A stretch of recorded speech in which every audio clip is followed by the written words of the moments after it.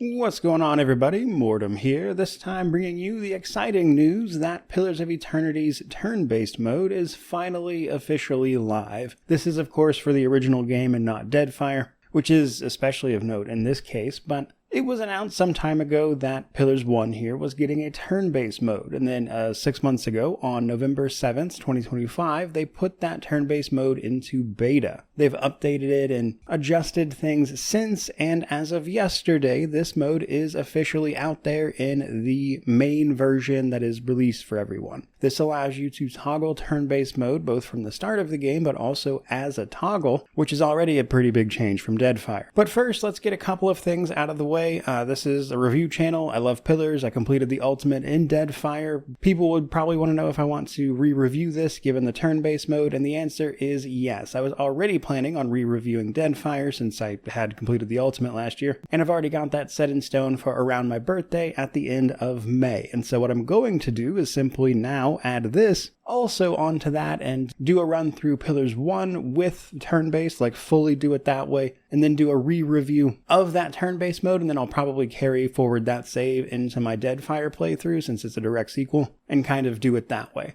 What's more, the other question people would probably have is, are they going to update turn-based mode for Deadfire? This mode, and we're about to talk about some of these changes, makes a lot of really good changes to turn-based based on the feedback they got from Deadfire. And the answer, simply put there, is I don't know. I would really love it if they updated Deadfire in that way, but it's easy to say that, and that just kind of also ignores the technical realities of it. Like, for instance, turn-based isn't something you can toggle in Deadfire. It's something you have to turn on at the beginning of a playthrough, and then that's it. And yes, before somebody inevitably comments it, I know you can change it with the console. There's a reason they locked it behind the console, because it can mess things up. In particular, when you use it, it has a chance to corrupt your save file over there. And one of the reasons it can corrupt your save file is that switching between the two modes in Deadfire actually changes a lot in terms of like gear, like stats and everything, and changing those things can cause problems. So basically, if they were to bring some of these changes into Deadfire even now, with Deadfire being the newer game, it would definitely take some work, and the exact scope and cost of that is hard to say. Long story short, do I hope they do it? Yes, no idea on if they do it. But now that we are looking at the final version of Pillars 1's turn-based mode, let's talk a bit about it. What are some of these changes that would be fun to see in Deadfire? Straight away, turns are influenced by character speed. How that character speed is calculated is a bit different from Deadfire. They've also increased your lethality, and they've turned some options like swapping weapon sets, drinking potions, or turning things on and off are free actions with per turn limit. The ability to turn turn-based on and off on top of those things, I think, is going to really help with the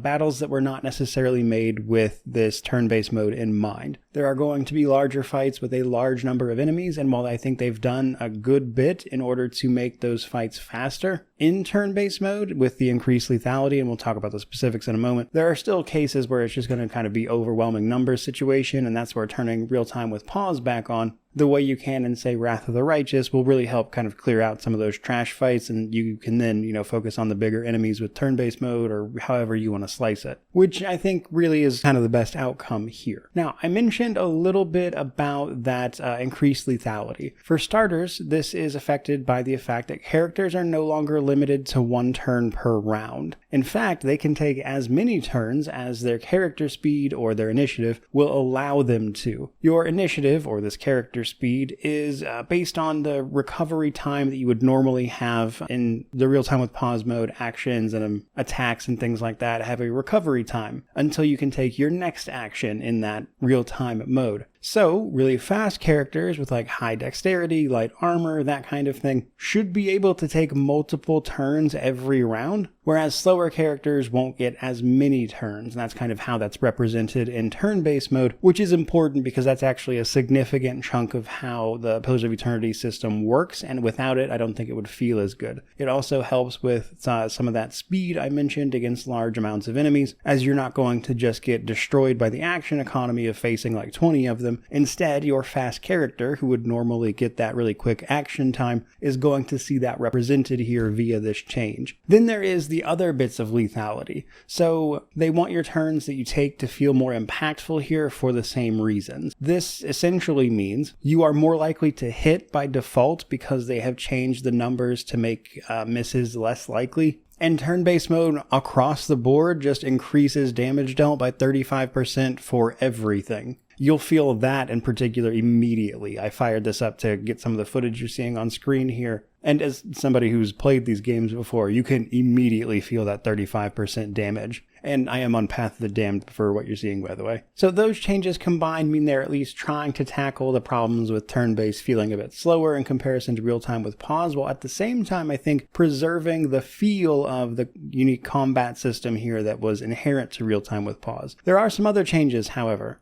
They changed the way intellect worked. So if you're unaware, intellect in this particular game or world can increase both the duration and size of your abilities. So it can make them last longer while simultaneously making the area of effect for them bigger, that kind of thing. Well, when it comes to duration, they've actually increased it. So intellect will make the duration of those things even longer by upping it to 10% per point. They've also changed how initiative is calculated. It is your base real time with pause recovery times 2 plus 1. And then after that, it takes into account all the modifiers that may be happening. They've also reduced initiative from reload times, presumably mainly for guns, by about 25%. And then, as I already mentioned, they changed a bunch of stuff to free actions like drinking potions, toggling things, or changing out weapon sets. You are limited to 1 activation per turn per type that I just mentioned, so that's of note. So you won't be able to drink 2 potions, but you can drink 1 potion, toggle an ability, and then swap your weapon set as an example. They also had to make a specific change to chanters as well for this. So chanters have their phrases that they use to use their abilities. Those would typically progress 1 phrase per turn, but because they've changed it to not having 1 turn per turn, but rather you can take multiple turns per round potentially, the phrases progress on the amount of initiative or recovery time since your last turn. So it's a little more segmented on the way it's meant to be used as opposed to feeling a little awkward because of the turn-based mode. On top of that, interrupt mechanics, or, interrupting an enemy's action, will now add their interrupt value to the initiative value of the thing you hit for their next turn. So basically what this does is push the enemy's turns back when you interrupt them. And it will still potentially cancel like a spell cast, etc. if the interrupt actually works. So it won't just push them back. If you were specifically trying to interrupt something they were going to do, it